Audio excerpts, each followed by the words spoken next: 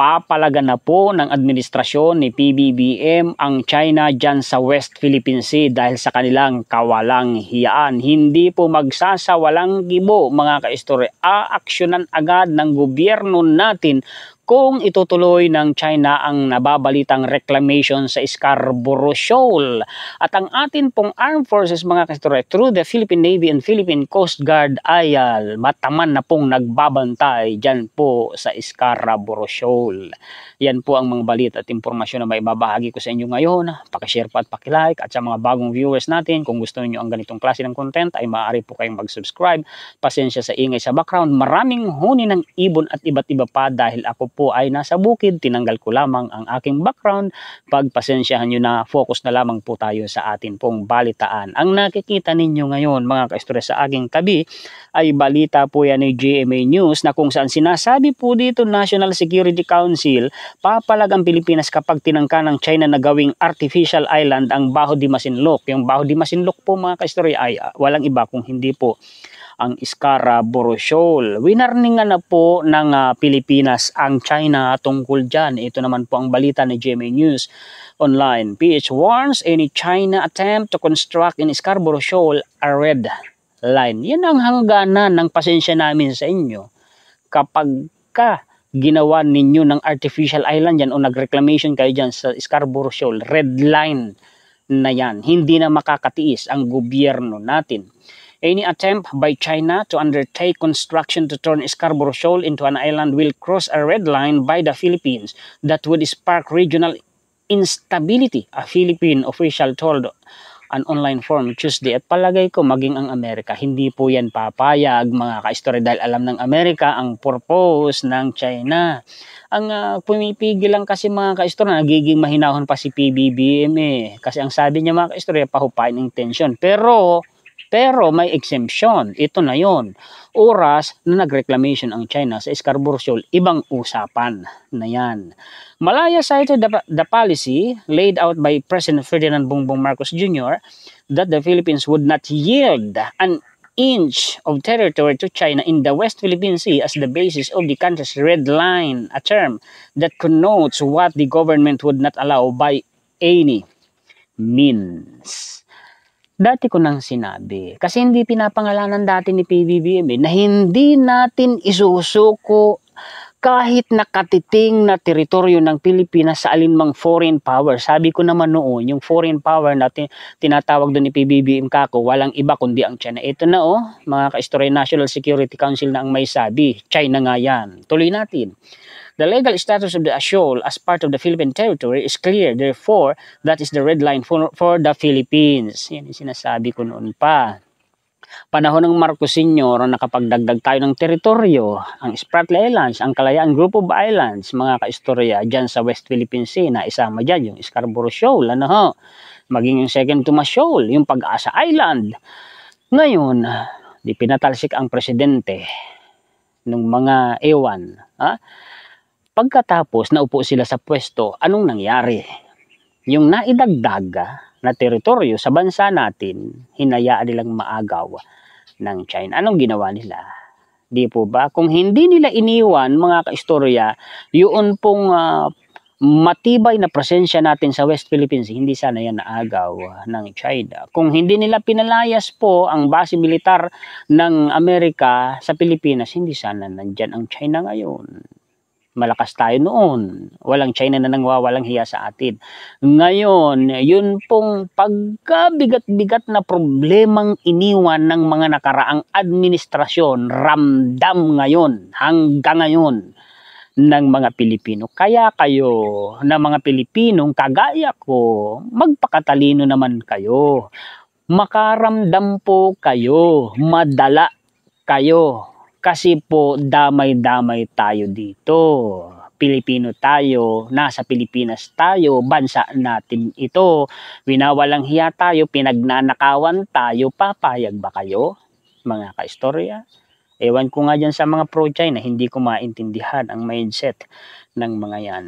What you are doing is not only protecting territory. Ito po mga kaistorya yung mensahe ni PBBM sa isang event ng Philippine Coast Guard. Marcos Lodge besiges defense of PH territory, West Philippine Sea. What you are doing is not only protecting territory. Hindi lang ninyo pinoprotektahan ang teritoryo ng Pilipinas. What you are doing is not only protecting citizens. Hindi lang ninyo pinoprotektahan ang sambayan ng Pilipino. You are defining for the rest of the world the territory of the Republic of the Philippines. Ipinapakita ninyo sa mundo kung alin at hanggang saan ang teritoryo ng Pilipinas. And having done so, you are defending that territory. That is the importance of what the job has become for the Philippine Coast Guard. Iyan ang kahalagahan ng trabaho ng Philippine Coast Guard. The missions are declarations. We will always stand for what is ours. Ganda, no? And we will do so with dignity, with integrity, and with strength. Yan ang sinasabi nilang weak leader. Kung sino pa yung weak leader, yun pa yung palaban at hindi duwag. Samantalang po yung matapang, yun naman yung duwag sa China. This administration stands with you to boost your capabilities through advanced vessels, through new technologies, and to support systems which reflect the scale and the urgency of your work.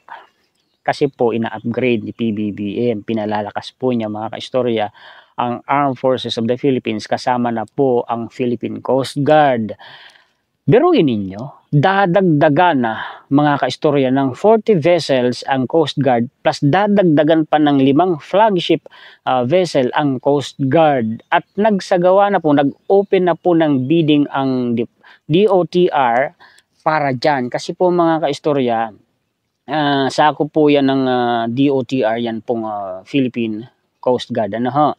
Hindi lang yan, maging ang Air Force natin, ang militar natin, ang Army natin, at maging Navy natin, ina-upgrade na po ni PBBM. Ginawan ko yan, ang mga dedicated content. Talagang mga pang world class, mga malalakas po, mga kaistorya, mga mamahaling armas pandigma ang binibili ng gobyerno natin. Sa kabilang banda naman, sa kabilang parlor. Ano naman ang balita?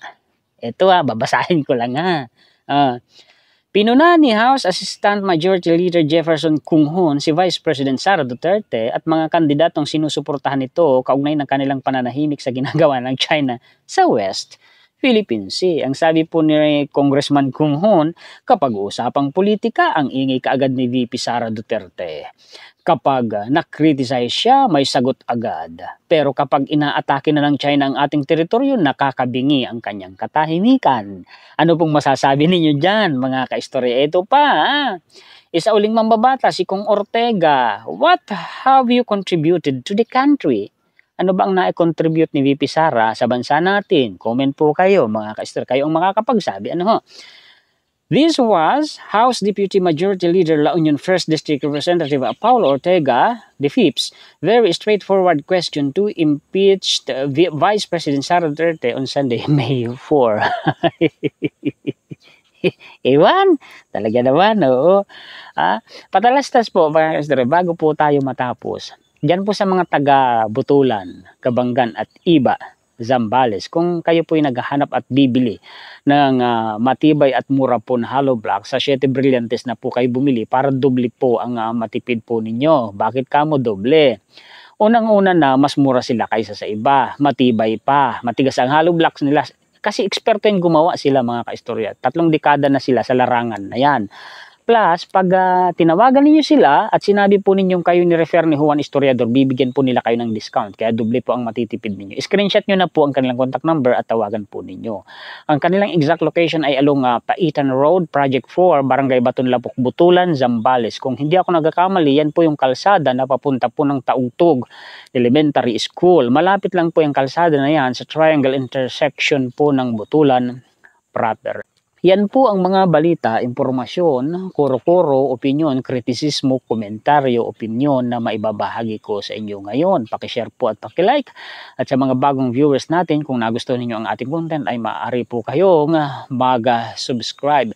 Mabuhay po kayong lahat ng mga sulit kaistorya natin sa buong mundo. Maraming salamat po sa inyong walang sawang pagsuporta, laging pag-antabay, laging panunood, pakikinig, pagla-like at pag-share sa mga contents ng inyo pong kaistorya. Nagpapasalamat tayo higit kanino man sa atin pong Panginoon. Muli ako po si Juan Historiador, ang tagakwento ng totoong istorya ng kasaysayan na nagmamalasakit sa kapwa ko Pilipino at nagmamahal sa bayang ito ang bansang Pilipinas. Pasensya na po sa ingay. Naglalagalag ulit ang inyong lingkod ngayon. Kaya maraming ingay sa background ng mga kaiibunan. Daming ibon eh. Bahala na po kayong magpasensya. Salamat po.